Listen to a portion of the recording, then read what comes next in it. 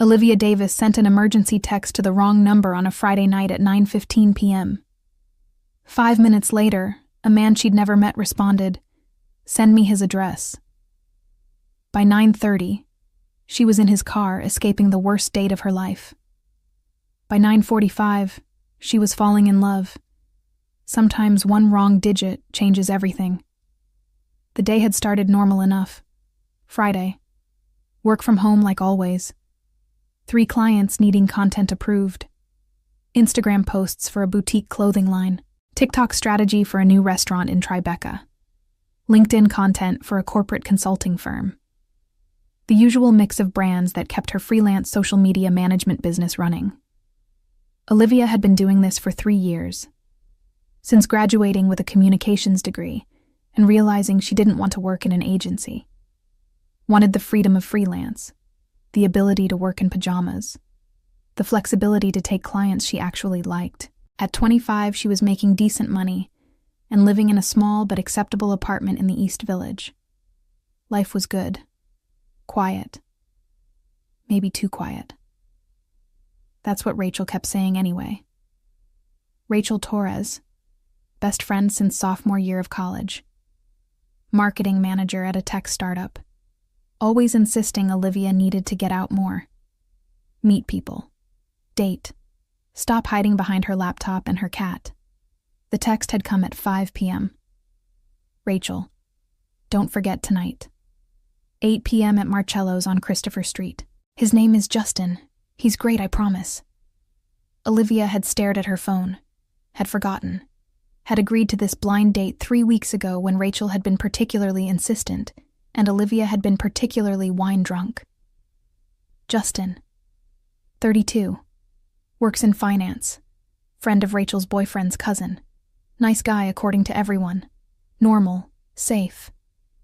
Exactly what Olivia needed after her last relationship had died a slow, boring death over 2 years. She'd responded, "If I die, it's your fault." Rachel, you're going to love him. Be nice. Wear something cute. Don't talk about work the whole time. Olivia had showered, put on the red dress, the one that was nice enough for a date, but not so nice it looked like she was trying too hard. Makeup. Hair. The basic effort required for meeting a stranger who might turn out to be boyfriend material. She'd checked his profile one more time. The photos Rachel had sent. Normal-looking guy. Good smile. No obvious red flags. Pictures with friends. One with a dog that might not be his. The standard fare of dating app aesthetics. At 7:30, she'd taken the subway to West Village. Had arrived at Marcello's at 7:55. Italian restaurant. Cozy. String lights. The kind of place that was trying to be romantic without being obnoxious about it. Justin had been there already, sitting at a table in the corner. He'd stood when she approached. Smiled. Shorter than his photo suggested. That was fine. Most people were. Hair gelled back, button-down shirt that was trying too hard, cologne that was too strong from 6 feet away. "Hi, Olivia? That's me." "Justin?" "Yeah." He'd looked her up and down, slowly, deliberately, had lingered on her chest long enough that she'd actually crossed her arms. "Wow. You look even better than your pictures. That dress is. Wow. Thanks. You too." First red flag. The way his eyes had moved. The way he'd smiled like he'd already decided how the night would end. She'd ignored it, gave him the benefit of the doubt. Maybe he was nervous. Maybe he was trying to compliment her and it came out wrong. They'd sat. A waiter had appeared immediately. Justin hadn't looked at him. "We'll take a bottle of the Barolo," he'd said, pointing at the wine list. "This one, the expensive one." The waiter had looked at Olivia. "Ma'am, would you like—" "She's fine with it," Justin had interrupted. "Trust me, I know wine." Second red flag. The waiter had disappeared. Olivia had opened her menu. "So," Justin had said, leaning forward, "Rachel tells me you do social media?" "I manage social media for brands. Freelance. That's cute. Like Instagram and stuff? And TikTok, LinkedIn, content strategy, analytics. It's actually pretty technical. He'd waved his hand. Yeah, I'm sure it is. I'm in finance. Managing portfolios, real money, not like internet stuff. Third red flag. The wine had arrived. Justin had done the whole tasting performance, had swirled it, sniffed it, made a face like he was a sommelier instead of a finance bro from Murray Hill. Perfect, he'd said.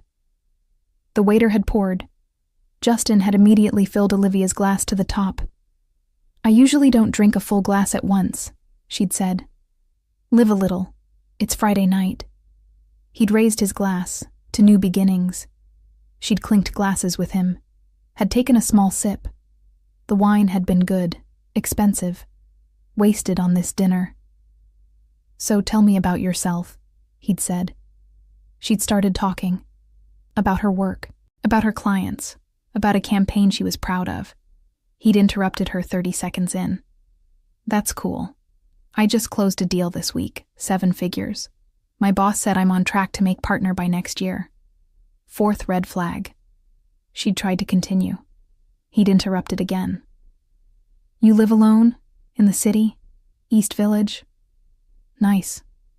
I'm in Murray Hill, 2-bedroom. Rent's insane, but worth it. I make good money, so. He'd shrugged. Not an issue.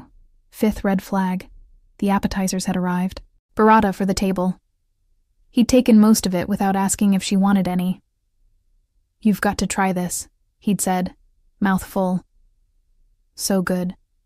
She'd reached for a piece. He'd grabbed her hand. Here, let me feed you. She'd pulled back. I can feed myself. Come on. It's romantic. I'd rather not. He'd laughed. You're shy. That's adorable. I'm not shy. Sure you're not. He'd finally let go of her hand. They'd eaten in silence for a minute. She'd been thinking about excuses to leave. Family emergency, work crisis, sudden illness. Anything. Then his foot had touched hers under the table. She'd moved her foot. He'd followed. She'd moved it again. He'd smiled like it was a game. The entrees had arrived. She'd ordered pasta. He'd ordered steak. Had made a production of cutting it. Had offered her a bite. No thank you. You sure? It's really good. I'm sure. Girls always order the cheapest thing on the menu. It's okay. I'm paying. You could have ordered something more expensive. My pasta was $32. Yeah, but my steak was $48.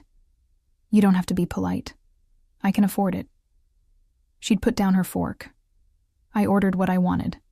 Not what was cheapest. If you say so. He'd winked. Either way, I've got it covered. They'd eaten.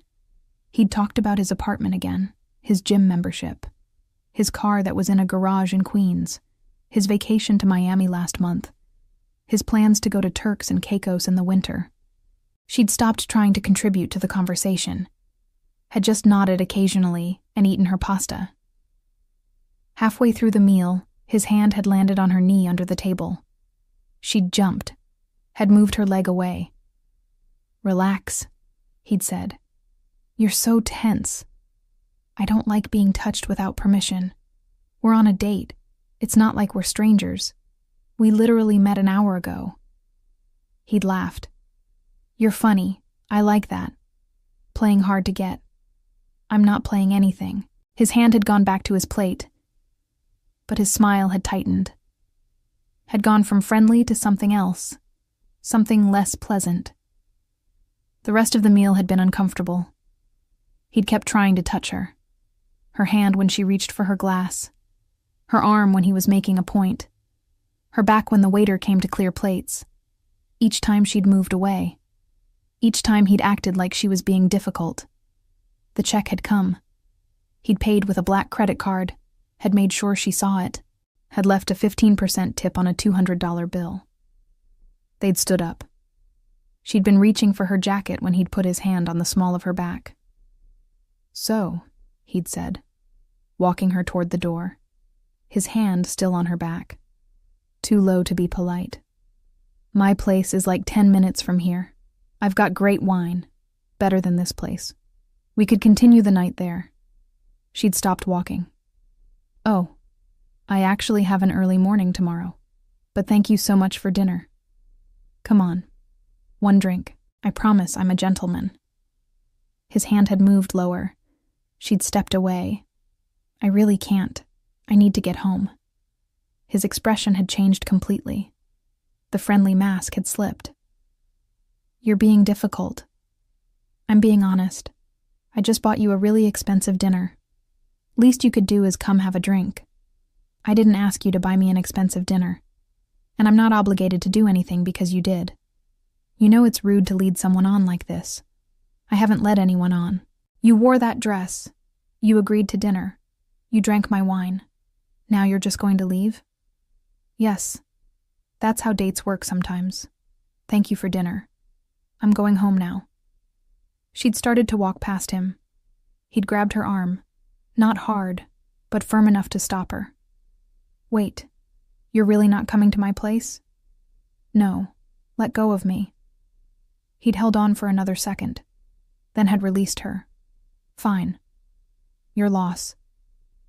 She'd walked toward the bathroom. Had heard him mutter something behind her. Had heard the word bitch. In the bathroom, she'd locked the door. Had stood there shaking. That had been bad. That had been really bad. And she needed to get out of here. But he was out there. Probably waiting. Probably thinking he could convince her. She'd pulled out her phone. Had typed Rachel's number from memory. Had sent the SOS. She'd pulled out her phone. Rachel. Rachel could call her with a fake emergency. Could give her an excuse to leave. She'd opened her messages. Started typing Rachel's number from memory. She always did that.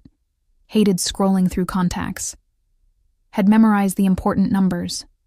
Rachel's number, 212-555-0147. She'd typed it quickly, nervous, not paying attention. 212-555-0148. Hadn't noticed the mistake. The message she'd typed, Rachel emergency. This guy is scary.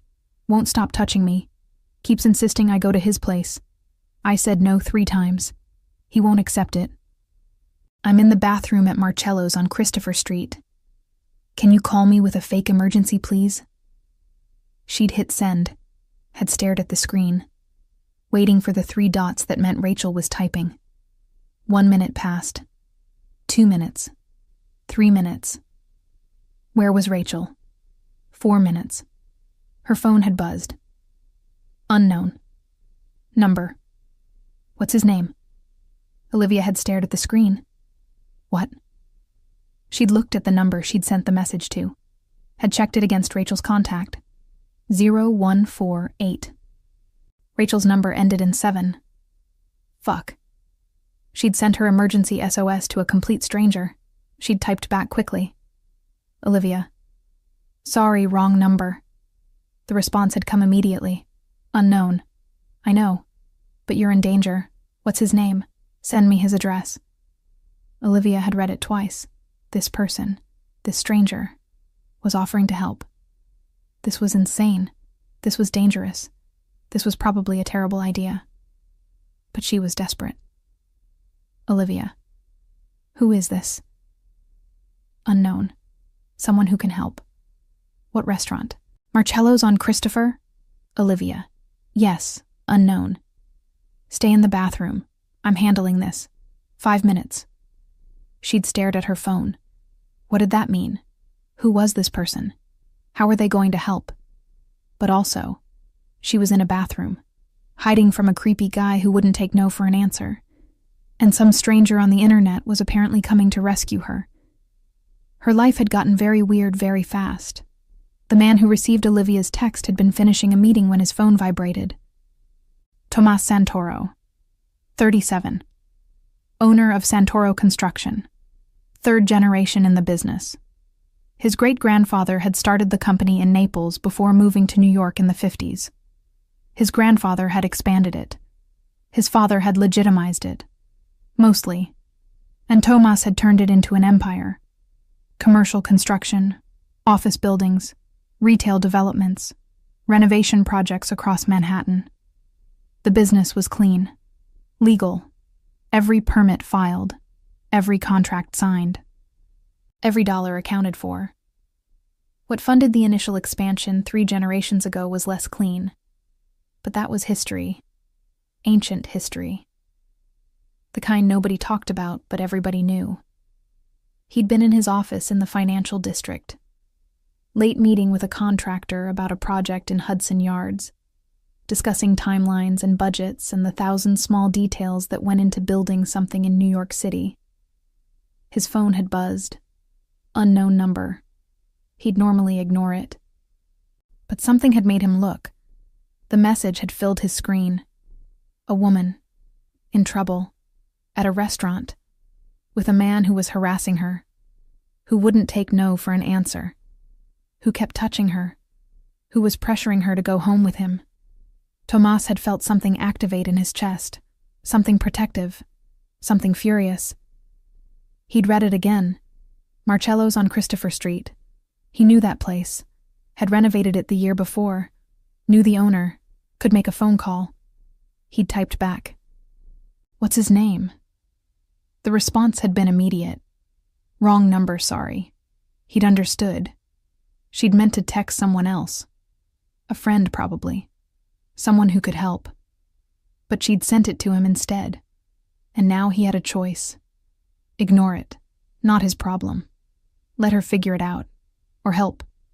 He'd typed, I know, but you're in danger. What's his name? Send me his address. She'd hesitated. Then, who is this? He'd responded, someone who can help.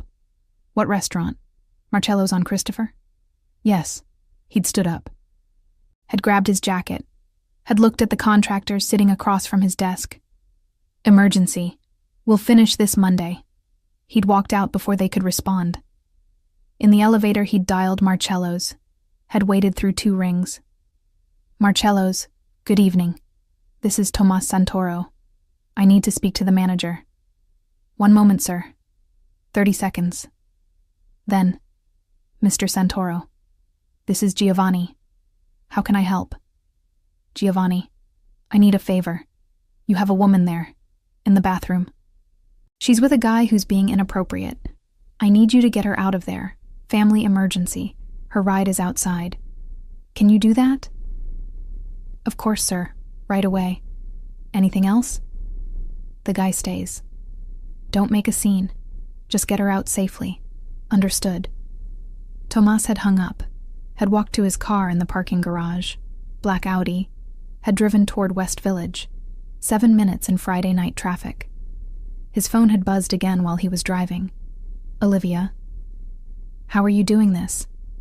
He'd responded at a red light. I know people. Stay calm. You'll be out in 2 minutes.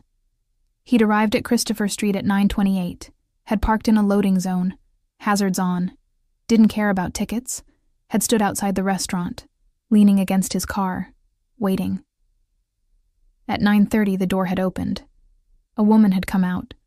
Red dress, dark hair, late 20s, pretty in a natural way.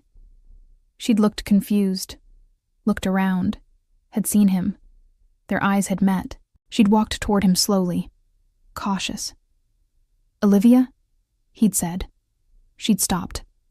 How do you know my name? You mentioned blind date in your message. I asked the manager which table. You're the only woman in a red dress leaving alone. You're the person who responded. Tomas Santoro. He'd pushed off the car, stood up straight. Get in. I'll take you home. She'd hesitated. You're a stranger. I am. But I'm a stranger who just got you out of a bad situation. And I'm not going to do anything except drive you home safely. I promise. She'd looked at him, really looked at him, taking in the expensive suit, the nice car, the watch that cost more than most people's rent, the fact that he'd somehow gotten a restaurant manager to extract her from a bad date with 1 phone call. Okay, she'd said finally. Better than going back in there. He'd opened the passenger door for her. She'd gotten in. He'd closed it, had walked around to the driver's side. Inside the car, she'd been tense, sitting straight, hands in her lap, looking straight ahead. He'd started the engine. Address? East Village. Can I put it in the GPS? Yeah. She'd leaned forward, had typed into the navigation screen, had sat back. He'd pulled into traffic. They'd driven in silence for 3 blocks. Then she'd said, "Thank you. You're welcome. How did you do that? With the restaurant?" "I did work there. Renovated the place last year. The owner owes me a favor." "You're a contractor?" "Something like that. I own a construction company." She'd looked at him again, taking in the details. The car, the clothes, the way he'd said owner not worker. "That explains the phone call then." He'd smiled slightly. "Helps to know people. Lucky for me." They'd stopped at a red light. He'd looked over at her.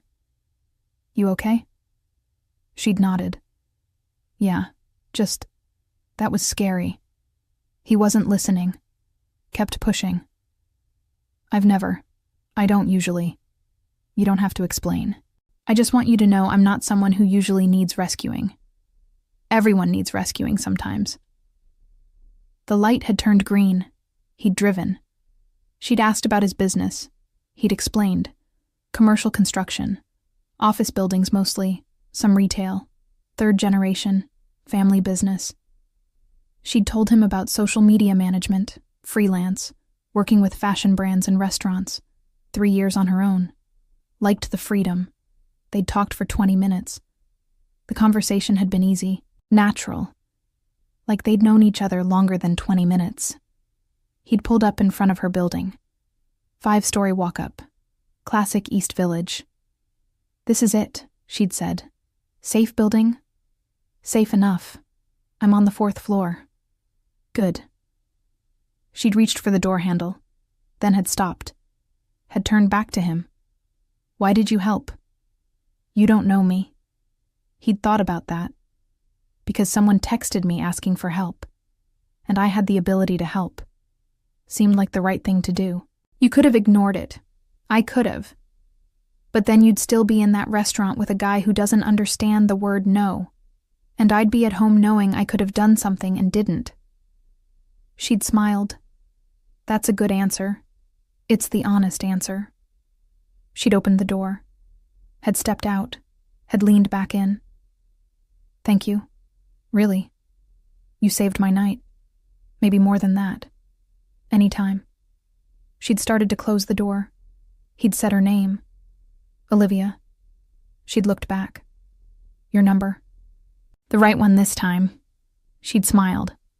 Had pulled out her phone. Had dictated it to him while he typed. "I'll call you," he'd said. Not a question. A statement. She'd nodded. "Okay. Please do." She'd closed the door. Had walked to her building. Had turned at the entrance to wave. He'd waited until she was inside before driving away. In his rearview mirror, he'd watched the building disappear. Had thought about her smile. The way she'd looked at him. The fact that he'd just driven across Manhattan to rescue a complete stranger. His phone had buzzed. He'd checked it at the next red light. "Olivia, thank you again. For everything. I owe you." He'd typed back, "You don't owe me anything, but I'm still calling you tomorrow." Her response, "I hope you do." He'd smiled. Had driven home to his loft in Soho. Had poured himself a drink. Had sat on his couch looking at the city through floor-to-ceiling windows. Had thought about how a wrong number had just become the most interesting thing to happen to him in months. The next morning, Tomas had texted her at 8 a.m. "Good morning. Hope you slept well. Coffee?" Olivia had woken up to the message. Had smiled at her phone. Had checked her reflection in the mirror. Had decided she looked acceptable enough. Had typed back immediately. "I'd love that. 10 a.m.? There's a place on Bleecker. Best espresso in the village. Perfect. See you then." She'd gotten ready carefully. Not too much effort, but enough. Jeans. Sweater. Hair down. Minimal makeup. The kind of look that said I tried but not too hard. Had arrived at the cafe at 9:55. Early. Always early. A nervous habit she'd never broken. The place had been small. 10 tables. Exposed brick. Plants in the windows. The smell of coffee and fresh pastries. She'd gotten a table in the corner. Had ordered water. Had waited. He'd arrived at exactly 10. Had walked in and immediately found her. Had smiled. That smile that made her forget she was in public. He'd been in jeans, dark gray Henley, leather jacket, hair slightly damp like he'd showered recently. He looked different than last night. More relaxed, more approachable. More like someone she could actually know instead of someone who'd rescued her. "Morning," he'd said, sitting across from her. "Morning. You found it okay? I know this place. Come here sometimes when I'm in the neighborhood." They'd ordered espresso for him, cappuccino for her, croissants, because the woman at the counter had insisted they were fresh from this morning and would regret saying no. "So," he'd said, "how'd you sleep?" "Better than I expected." "You?" "Same." He'd stirred sugar into his espresso. "I kept thinking about last night, about you in that restaurant. Made me angry. That you helped? No, that you needed help. That guy was an asshole. He really was." She'd broken off a piece of croissant. "Thank you again. For everything. I don't know what would have happened if—" "You don't have to think about that. I know. But still. You didn't have to get involved. Most people wouldn't have. Most people didn't get your text." She'd smiled. "Lucky me. Wrong number. Right person. Very lucky." They'd talked for an hour. Then 2. Then 3. The cafe had filled up around them. Had emptied. Had filled again. They hadn't noticed. He'd told her about growing up in Naples. About the noise and the chaos and the way everyone knew everyone.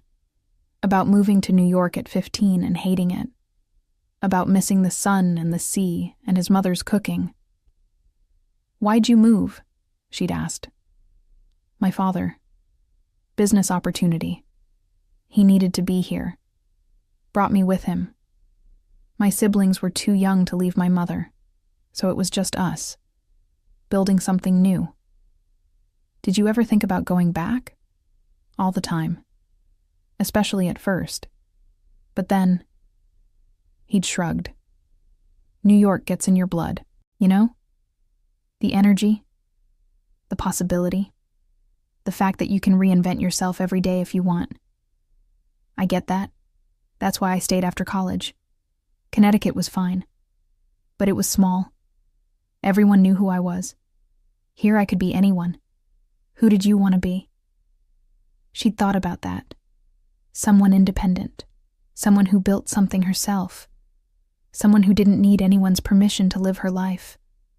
"And are you?" "Getting there. Most days." He'd smiled. "I think you're already there." The conversation had shifted. Lighter topics, favorite movies, worst foods, travel dreams. She'd learned he'd never been to the Grand Canyon. He'd learned she'd never left the country. They'd both agreed that pineapple on pizza was a crime against humanity. At 1 p.m. he'd said, "I should let you go. You probably have plans." She'd said, "I don't, actually." "Do you?" "No. Want to walk?" "The weather's nice. I'd like that." They'd walked through Washington Square Park, had watched street performers, had sat on a bench and people watched, had talked about nothing important and everything important. He'd asked about her family, about Connecticut, about what it was like growing up there. She'd told him about her parents, still married, happy, boring in the best way. About her sister who was a lawyer and always made her feel like she wasn't doing enough with her life. "Do you feel that way?" he'd asked. "Like you're not doing enough?" "Sometimes. When I compare myself to her." But then I remember I'm doing what I want, not what someone else thinks I should do. That counts for something. That counts for everything. They'd gotten food from a truck, tacos that dripped everywhere, had laughed when she'd gotten salsa on her sweater. He'd handed her napkins, had helped her clean it up, had stood close enough that she'd been very aware of him. At 5 p.m., sitting on another bench in another part of the park, he'd said, "I'm supposed to ask you to dinner now, right? That's what people do?" She'd smiled. "Is that what people do? I think so. I'm out of practice, but dinner tomorrow? Actual sit-down restaurant. I promised to pick somewhere without bad memories." She'd laughed. "I'd love that." "Yeah?" "Yeah." He'd driven her home, had pulled up in front of her building, had turned to look at her. "I had a really good time today," she'd said. "Me too." She'd reached for the door handle. He'd said her name, Olivia. She'd looked back. "Can I walk you up? My building doesn't have an elevator. It's 4 flights. I don't mind." They'd walked up together, all 4 flights, him behind her. At her door, she'd turned. He'd been 1 step below her, eye level. "Thank you for today," she'd said. "Thank you for agreeing to spend it with me." He'd stepped up, had been close now, close enough that she'd tilted her head back slightly to look at him.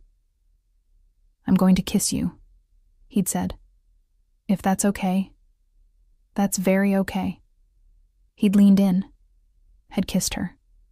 Soft, careful, the kind of kiss that was testing, asking. She'd kissed him back, had put her hand on his chest, had felt his heart beating fast.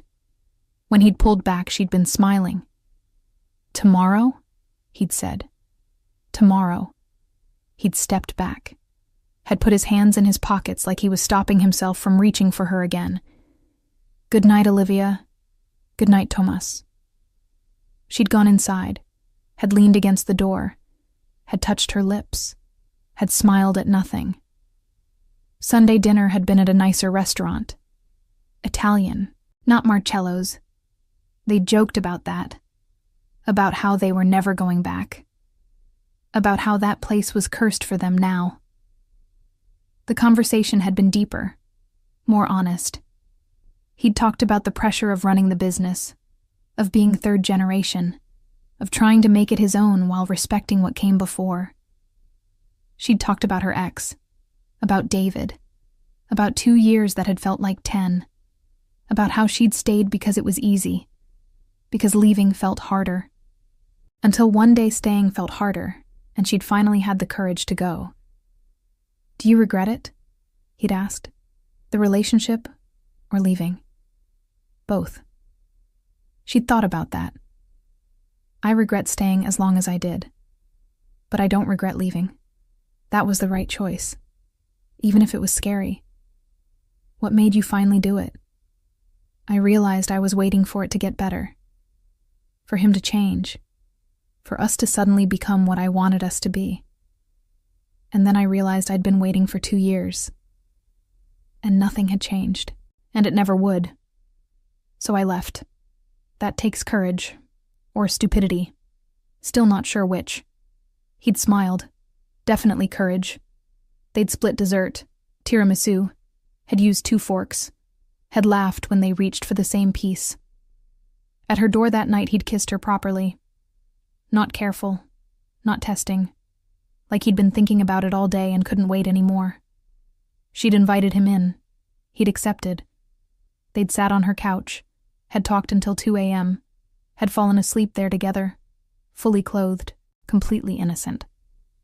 She'd woken up at 8 to find him in her kitchen making coffee. "You found everything okay?" she'd asked. "I'm resourceful." She'd smiled, had joined him, had accepted the mug he offered. They'd made breakfast together, eggs and toast. Simple, easy, like they'd been doing this for years. Over breakfast, he'd said, "I want to see you again. We just saw each other. I'm seeing you right now. I mean later, tonight, tomorrow. Every day if you'll let me." She'd looked at him. "That's a lot of seeing each other for 2 people who just met." I know, but I like you. And I don't see the point in pretending I don't or playing games about it. So, every day? She'd smiled. Every day. The first week they'd seen each other 4 times. Coffee, lunch, dinner, a movie. They'd texted constantly. Good morning messages, random thoughts during the day, good night texts that turned into hour-long conversations. Rachel had called her on day 5. Okay, who is this guy? You've been glowing. The wrong number. What? Olivia had explained. The date, the text, the rescue, everything. Rachel had been silent for a full 10 seconds. You're telling me you sent an SOS to a random number and got a literal knight in shining armor? Apparently. I set you up on a blind date. You send an emergency text to the wrong person, and you end up with a construction company owner who drives across Manhattan to save you. When you say it like that, it sounds insane. It is insane. Rachel had paused. I hate you. No, you don't. No, I don't. But I'm extremely jealous. What's his name again? Tomas Santoro. That's an aggressively attractive name. He's aggressively attractive. I need to meet him. You will. Week 2. Olivia had gone to his loft for the first time. Soho, 6th floor, industrial space converted to residential, exposed brick, high ceilings, massive windows, view of downtown. The place had been immaculate. Not in a sterile way, in a someone actually lives here and takes care of it way. Your place is incredible, she'd said, walking around. It's too big for one person. How long have you lived here? 5 years. Bought it during renovation. Got a good deal because I was willing to wait for construction to finish. She'd noticed things. Books on the shelves. Art on the walls. A guitar in the corner. Red peppers hanging by the door. She'd stopped. Looked at them. What are those? He'd come up behind her. Peppers. My mother sends them. She sends you decorative peppers? He'd smiled. It's a Neapolitan tradition. Red peppers. Protection against the evil eye. Every door in her house has them. She mails me new ones every time I visit. Your mother believes in the evil eye? Religiously. And she's convinced I need protection in New York. So, peppers. That's sweet. That's my mother. They'd had dinner on his terrace. Wine and pasta he'd made from scratch. The city had spread out below them like proof that life could be good. After dinner, after wine, they'd been sitting on his couch when he'd said, I need to tell you something. She'd looked at him. Okay. He'd been quiet for a moment, choosing words. My business is legitimate. Every contract, every building, every dollar is legal and accounted for. I've made sure of that. Okay. But that's not how it started. 3 generations ago when my great-grandfather came here from Naples. The money that started this company. The connections that built it. Those weren't all legal. Or moral. And my family. We're still connected to that world. To people who operate outside the law. To business that doesn't show up on tax returns. She'd processed that. You're telling me your family is in organized crime. That's one way to put it. Is there another way? He'd smiled slightly. Not really. The business I run is clean, but I can't separate myself from the rest of it. From the family. From the history. It's part of who I am. She'd been quiet. Had thought about the phone call to the restaurant. The way people had moved when he'd asked. The power he'd wielded with one conversation. It made sense. I already suspected, she'd said. You did. The way you made that restaurant extraction happen. The way you talk about knowing people. The fact that you drive a very expensive car and live in this loft and own a construction company at 37. She'd looked at him. I'm not naive. I was just waiting for you to tell me. He'd looked relieved. You're not scared? Should I be? He'd been honest. Of me? No. I would never hurt you. But the world I'm part of is dangerous, and being with me means being adjacent to that. You could be in danger from people who want to hurt me. Am I in danger right now? No. I keep my personal life very separate, and I have ways to protect the people I care about. She'd moved closer. You care about me very much. She'd kissed him, had pulled back. I'm not running. I should be. This is probably the smart thing to do. Walk away before I'm in too deep. But I'm not going to. Why? Because in 2 weeks you've made me happier than I've been in 2 years. Because you're honest when you could lie. Because you gave me the choice instead of hiding it until I was already attached. And because the world is dangerous anyway. At least with you, I know what I'm dealing with. You're sure? She'd taken his hand. I'm sure. He'd kissed her, had pulled her closer, had said against her mouth, "Thank you." For what? For not running. Months 2 through 4 had been about integration, about building a life that included each other. She'd started spending nights at his place, then most nights, then all nights except when she needed to water her plants. Her toothbrush had appeared in his bathroom, her coffee mug in his kitchen, her books on his shelves, small pieces of her life migrating to his space. He'd started keeping a bag at her place. For the nights they stayed there. For the mornings they wanted to wake up surrounded by her things instead of his. They'd fallen into routines. Morning coffee on his terrace when weather allowed. Her working from his loft more often than not. Him coming home for lunch sometimes just to see her. Dinner together unless something urgent came up. She'd met his friends, other business owners, some legitimate, some less so. People who existed in the gray area between legal and not. They'd been polite, respectful, had assessed her and decided she was acceptable. He'd met Rachel and her boyfriend over dinner. Rachel had approved immediately, had texted Olivia from the bathroom, "Marry him." Olivia had responded, "It's been 3 months. Rachel, I don't care. Lock that down." In month 3, he'd told her more about his family in Naples. They'd been cooking dinner together in his kitchen. She'd been chopping vegetables. He'd been making sauce. "My mother called this morning," he'd said. "She wants to know when I'm bringing you to meet her." Olivia had looked up. "To Naples? That's where she lives. You've never mentioned that she wants to meet me. She's been asking since week 2. I told her it was too soon. But now..." He'd looked at her. "Now I think maybe it's not. You want me to meet your family? I want you to meet my mother, and my siblings, and approximately 40 cousins who will have opinions about you." She'd smiled. "That's a lot of people. Santoros don't do anything small. When would we go?" Month 4. "I usually visit in spring anyway." "She'd love you." "How do you know?" "Because I love you. And my mother has good taste." Olivia had put down the knife. "You love me?" He'd turned off the stove, had walked over to her, had taken her hands. "Yes, I love you.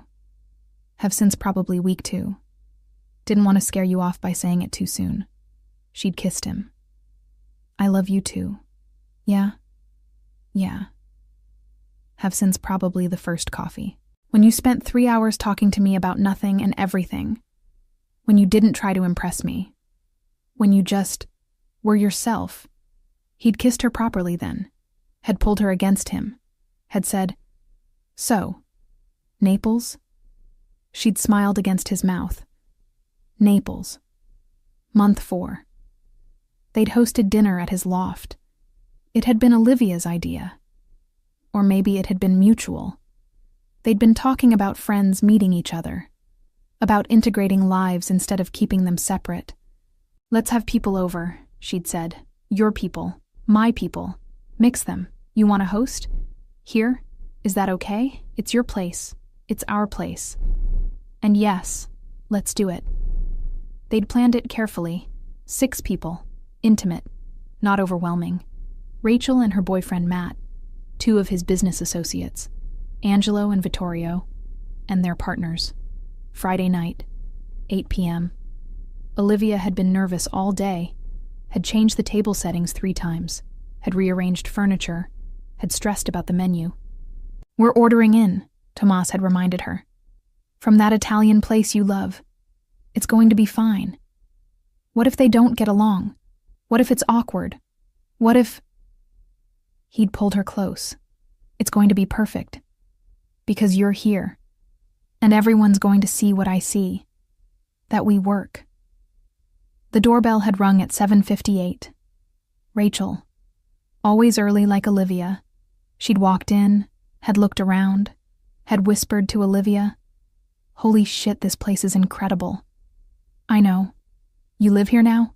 Basically. Rachel had met Tomas, had shaken his hand, had assessed him with the protective energy of a best friend who'd heard all the stories. "So you're the wrong number," she'd said. Tomas had smiled. "That's me. Thank you. For getting her out of that situation. She told me everything. You're kind of a hero. I'm really not. Just did what anyone should do. Not anyone would. Trust me." She'd squeezed his hand. "You're good people. I can tell." The others had arrived. Angelo and Vittorio, 50s. Expensive suits. Wives who were elegant and quiet. Matt who was nervous and trying not to show it. The food had been set up buffet style. Wine poured.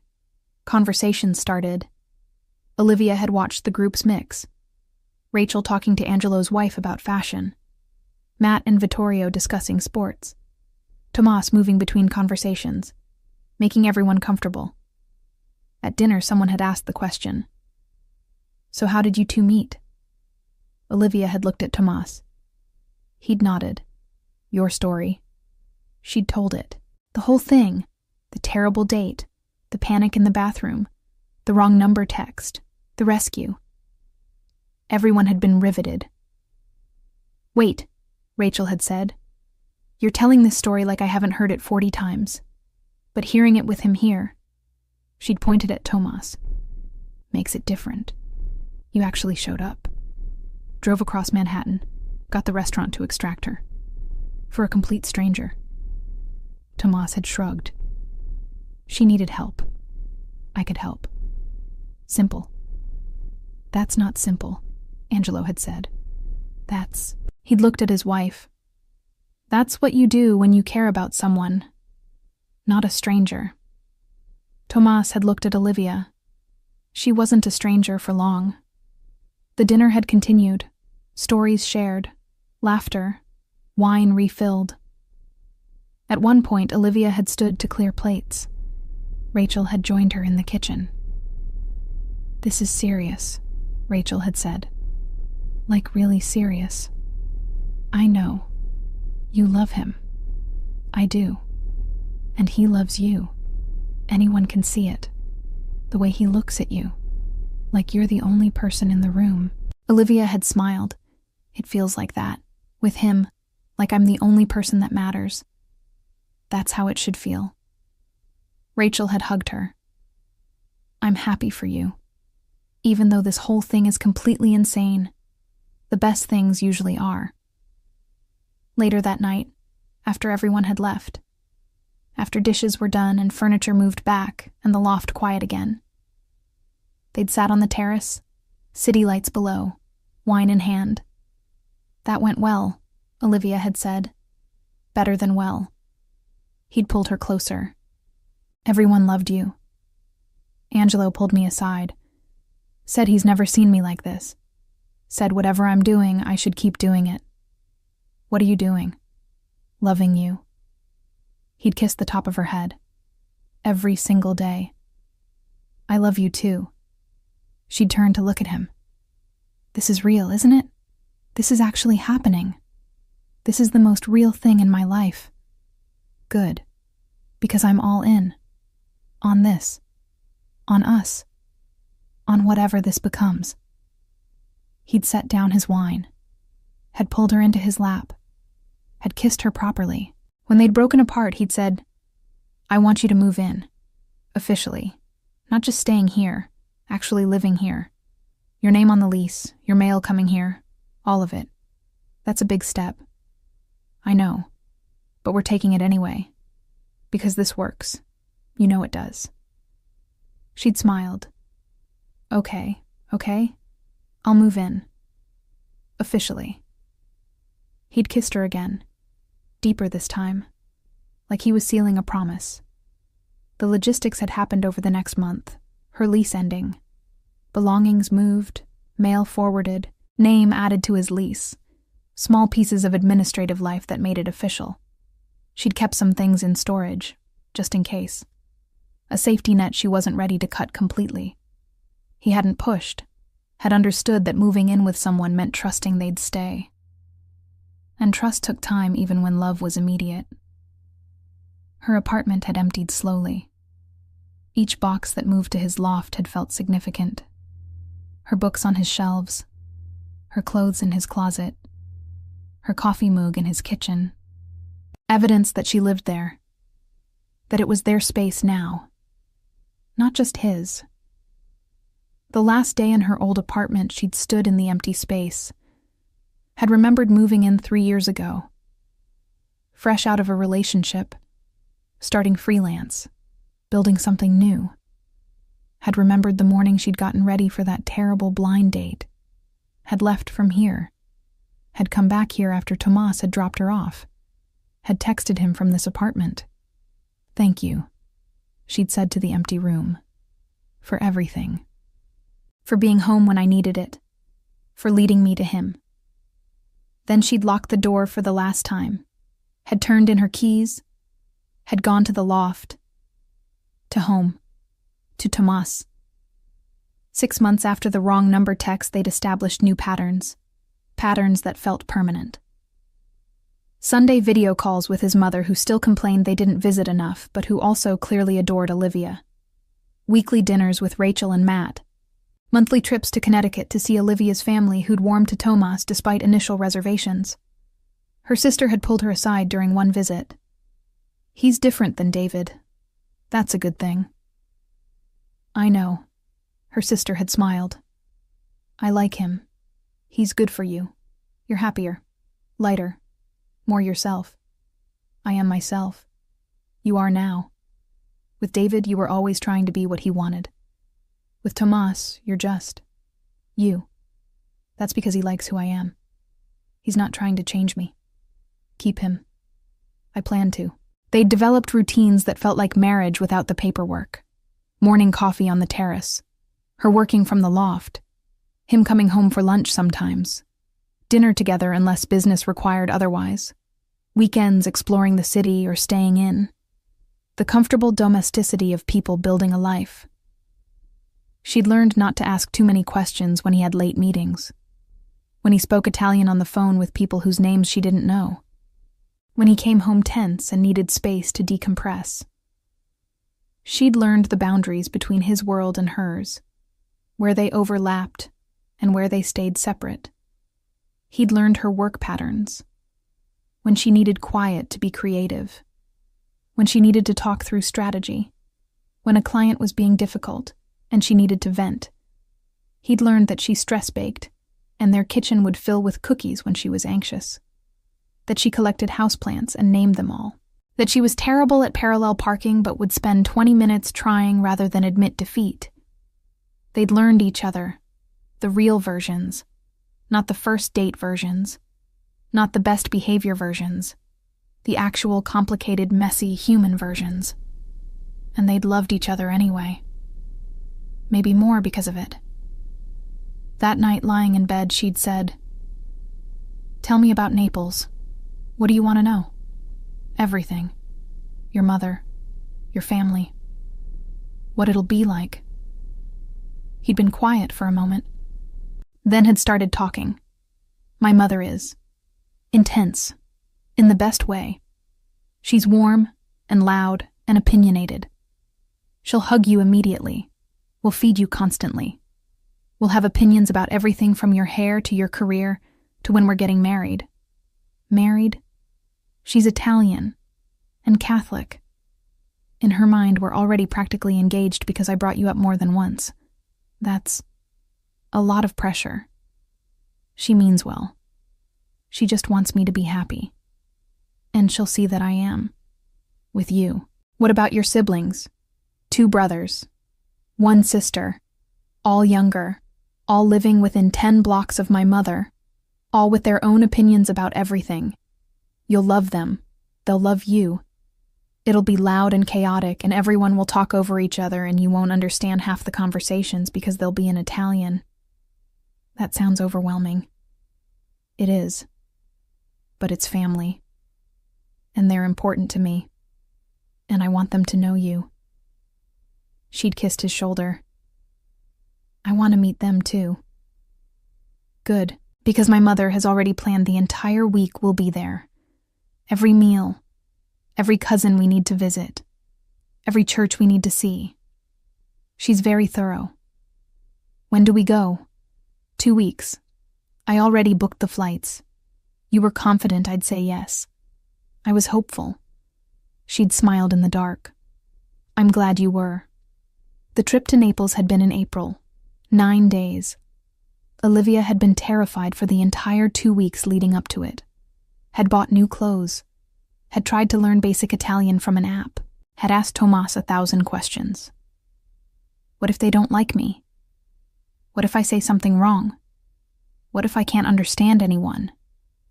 What should I bring? What should I wear?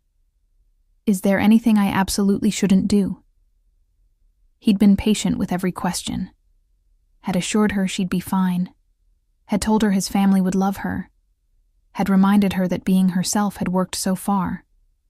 The flight had been 8 hours, direct from JFK to Naples. She'd barely slept. Had watched 3 movies and hadn't absorbed any of them. Had held his hand during landing. They'd cleared customs. Had grabbed their bags.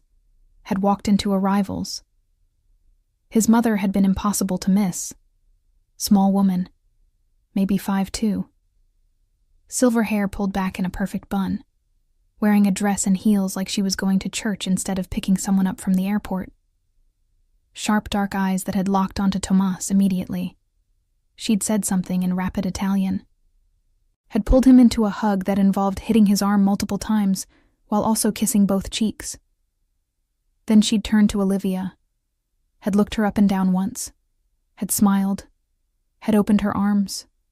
Finalmente. Olivia had stepped forward, had been pulled into a hug that squeezed the air from her lungs, had felt the woman's hand pat her back, had heard her say something in Italian that sounded approving. When she'd pulled back, she'd held Olivia at arm's length. You are beautiful, she'd said in accented English. Welcome. You are family now. Just like that. No testing period. No earning it. Decided. Tomas had smiled. Mama, this is Olivia. Olivia, my mother Maria. Nice to meet you, Olivia had managed. Maria had waved her hand. No, not nice. Perfect. You are perfect. Come. We go home. Everyone is waiting. The drive from the airport had been chaos. Maria had talked the entire time, switching between English and Italian, asking Olivia questions and not waiting for answers, telling Tomas about family drama he'd missed, pointing out landmarks. This is where your Uncle Carlo had his restaurant. Gone now. He retired. And here. This is where your cousin Gianna got married. Beautiful wedding. You should have been there. And this is... The house had been in Vomero, a neighborhood in the hills. 3-story building, pale yellow exterior, green shutters, balconies with laundry hanging, plants everywhere, and on every door. Red peppers, hanging in bunches. Protection. They'd parked on the street, had carried bags up steps, had entered through a doorway hung with peppers. Inside had been chaos incarnate. People everywhere.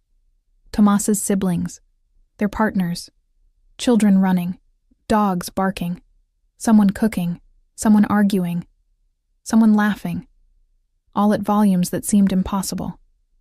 The moment Tomas had entered, everyone had converged. His brothers, Marco and Luca, both younger, both built like him, both loud, both talking over each other to greet him. His sister Sophia, youngest, tiny like their mother, fierce energy, had hugged him, then immediately started hitting his arm. "You never call," Mama cries. "You're terrible. Who is this?" She turned to Olivia, looked her over, smiled. Finally, someone pretty enough to deal with him. "I'm Sophia. Welcome to the madness." Olivia, she'd managed. The next 3 hours had been introductions. Names she'd forget immediately. Cousins and aunts and uncles. Everyone had opinions. Everyone had questions. Everyone had been warm and loud and overwhelming. Dinner had been at 3 p.m., because apparently that's when Italians ate on Sunday. The table had stretched through 2 rooms, 20 people, 4 generations. Food that kept appearing from the kitchen, antipasto, then pasta, then meat, then salad, then fruit, then espresso, then cookies, then digestivo. It never stopped.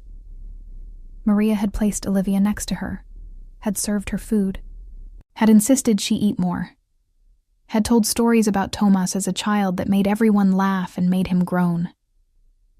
He was terrible, Maria had said. Always in trouble. Always getting into fights. Breaking things. His father would say he has the Santoro temper. I would say he gets it from his father. Everyone had laughed. Tomas had smiled, had reached over to squeeze Olivia's hand under the table. The conversation had flowed in 3 languages. English when they remembered Olivia, Italian when they forgot, Neapolitan dialect when they really forgot. She'd caught maybe 30%. But the energy had been clear. This was family. Loud and chaotic and full of love. After dinner, Maria had taken her on a tour of the house. Every room had told a story. Photos on every wall. Tomas as a baby, as a child, as a teenager trying to look tough. His siblings at every age. His father in photos from when he was alive. "This was my husband," Maria had said, touching a photo. "Antonio. He died 6 years ago. Heart attack. Tomas looks like him. Acts like him. Stubborn. Both of them." "I'm sorry," Olivia had said. Maria had smiled. He was a good man, loved his family, built business for his children. She'd looked at Olivia. "Tomas does same thing, works hard, protects family. This is good man. You understand?" "I understand. Good." They'd walked through the kitchen, through the living room, upstairs to the 2nd floor. More photos, more stories. Maria had pointed to red peppers at every door. "Protection," she'd explained. "From bad energy, from people who wish harm, from evil eye. Old tradition. From my grandmother. From her grandmother. We keep it." "Do you really believe it works?" Olivia had asked. Maria had shrugged. Maybe yes, maybe no. But why take chance? She'd touched the peppers by the door. "I send to Tomas in New York. He needs protection there. Now I send for you too. For both of you. Thank you. You are family now. This is what we do." The week had been full. Every day planned. Every meal an event. Every cousin had needed to visit. Monday had been the market. Maria had taken her through the outdoor mercado, had shown her how to pick vegetables, how to smell fish to check freshness, how to haggle with vendors, had bought ingredients for a feast.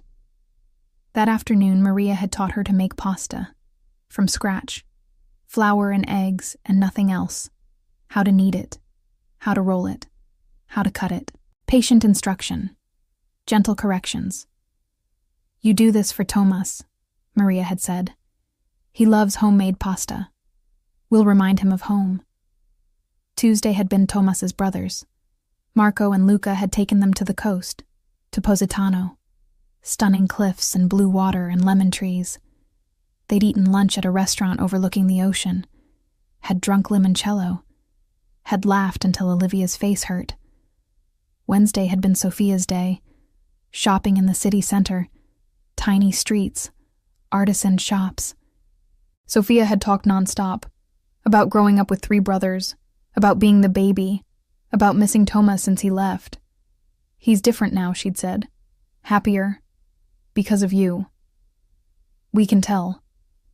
I'm happy too, Olivia had said. Good.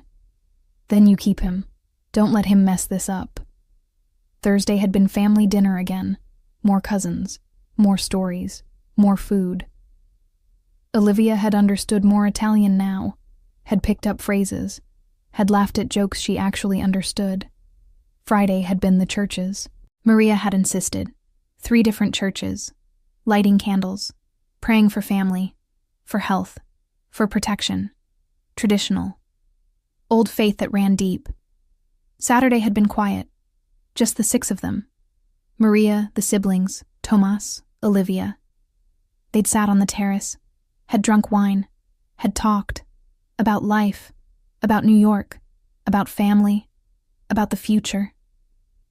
That evening, Maria had pulled Olivia aside in the kitchen. You love him? She'd said. Not a question. I do. He loves you. I can see. The way he looks at you. Like my Antonio looked at me. Like no other woman exists. This is real love. It is. You understand what he is? What family is? Olivia had nodded. I know, and you stay anyway. I stay anyway. Maria had touched her face. Gentle, maternal. You are brave and smart. Good combination. You will need both. But you have his heart, and he will protect you. Always. This is who he is. I know that too. Good. Maria had smiled. Now. You will come back. Soon. This is your home too now. You understand? Olivia had felt tears sting her eyes. I understand. Maria had hugged her, had held her tight. My son chose well. Welcome to family. Sunday morning before they flew back, Maria had given Olivia a package, wrapped in newspaper, tied with string. For your home in New York, she'd said. For protection. For luck. For love. Olivia had opened it. Red peppers, fresh ones, perfect ones, tied with red string. They're beautiful, Olivia had said. You hang by door. Keep safe. Keep love strong. This is tradition. Now is your tradition too. Thank you. For everything. For welcoming me. For... Maria had waved her hand. No, thank you. You are family. This is what we do for family. At the airport, Maria had cried, had hugged Tomas, had told him to call more, to visit more, to bring Olivia back soon, had hugged Olivia, had whispered in her ear, you take care of him, and he will take care of you. This is love. This is family. On the plane home, Olivia had held the package of peppers in her lap, had thought about the week, the chaos, the warmth, the acceptance. Your family is incredible, she'd said. Tomas had smiled. They liked you. Your mother said, I'm family now. You are. She doesn't say that lightly. Once she decides, that's it. You're in. I've never felt so welcomed so fast. That's how we are. All or nothing. No middle ground. She'd leaned against him. I love that about you. About your family. The certainty. The commitment. He'd kissed the top of her head. We know what matters. And we don't waste time pretending otherwise. Landing at JFK had felt like returning from another world. Customs. Baggage claim. Car service back to Soho. The city gray and busy after Naples's color and chaos. In the loft, she'd immediately hung the peppers by the door. Right next to his. 2 sets now. His from last year. Hers from this trip. Protection doubled. He'd stood behind her. Wrapped his arms around her waist. Looks good, he'd said. Feels right. It is right. She'd turned in his arms. Thank you for taking me.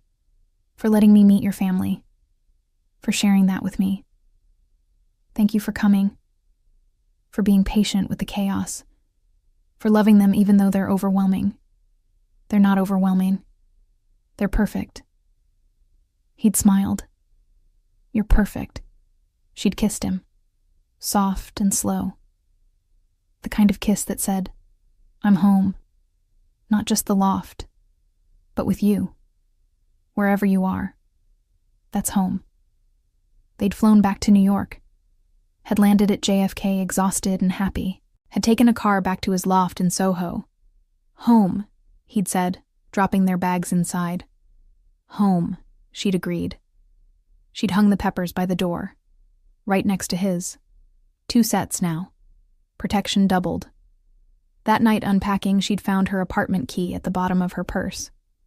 The one she rarely used anymore. The apartment she barely visited except to check on plants and collect mail.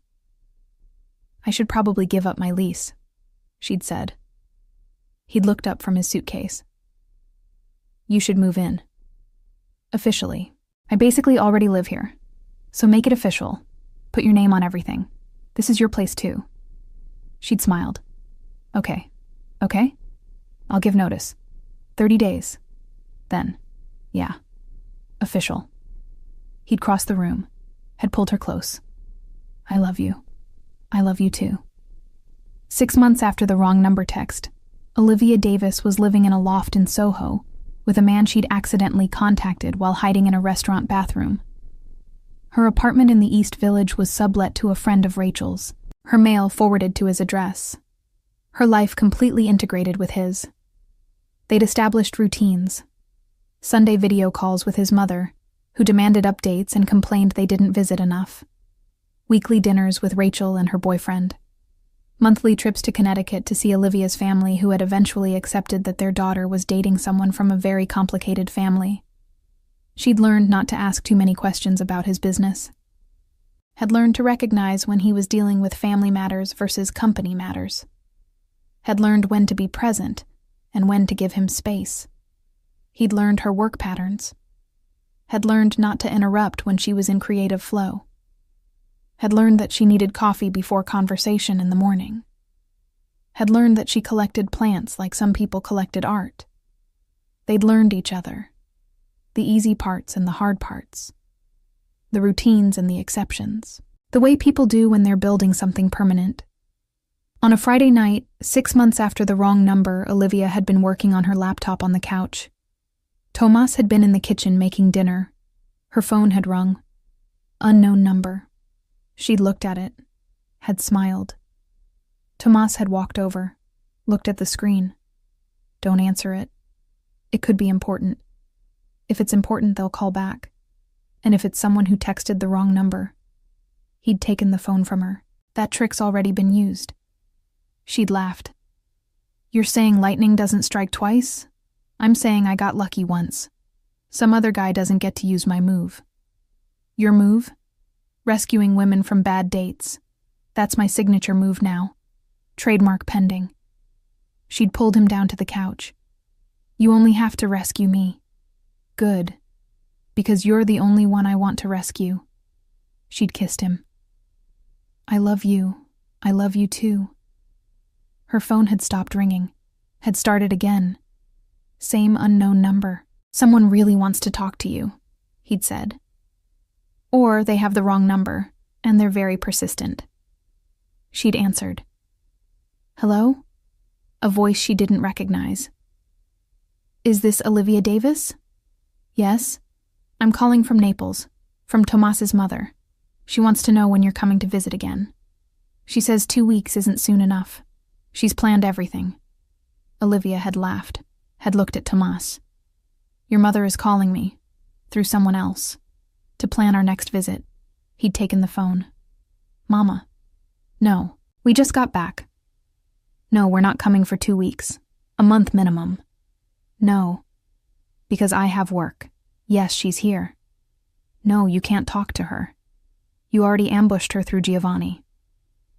Olivia had watched him argue with his mother in Italian, had watched him smile despite the exasperation, had thought about how her life had changed because of one wrong digit, had thought about Justin, the terrible date, about the panic in the bathroom, about typing a number from memory and getting it wrong by 1 digit, about Tomas reading that text and deciding to help, about him driving to West Village, About him standing outside Marcello's waiting for her.